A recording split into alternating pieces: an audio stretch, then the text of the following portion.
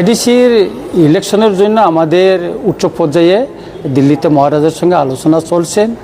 আমরা মনে করি খুব শীঘ্রই এটার বিষয়টা আলোচনা শেষ হবে এবং আমরা মনে করি যৌথভাবে ইলেকশনটা হবে আগামী দিন।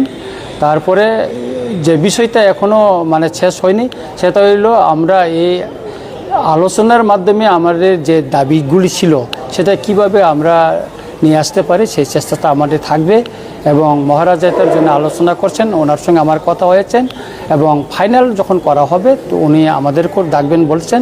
আমি মনে করি খুব শীঘ্রই এটা আমাদের যে অ্যালায়েন্সের ভিতরে যেটা সিট শেয়ার এটা সম্পূর্ণ হবে বলে মনে করি।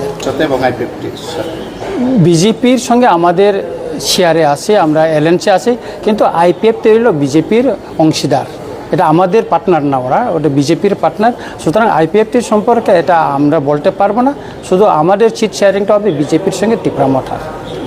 আপনারা যৌথভাবেই লড়াই করবেন? যৌথভাবে লড়াই করার তো সম্ভাবনাটা বেশি।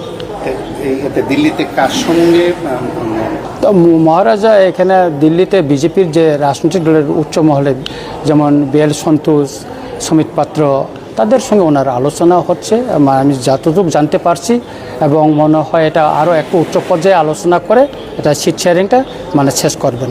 আপনারা এতদিন না, রাজনীতিতে অনেক কিছু হয়, এটা বিরোধ থাকবে, আবার ইয়েতে থাকবে, বন্ধুত্ব থাকবে, কিন্তু আপনি দেখেন আজকে যে পরিস্থিতির নিরীক্ষে আমাদেরকে নির্বাচনে যেটা পরিস্থিতি যে সৃষ্টি হচ্ছে তাতে আমাদেরকে অ্যালায়েন্স করে করাটাই মনে করি আমরা ভালো হবে বলে মনে করছি আর কি।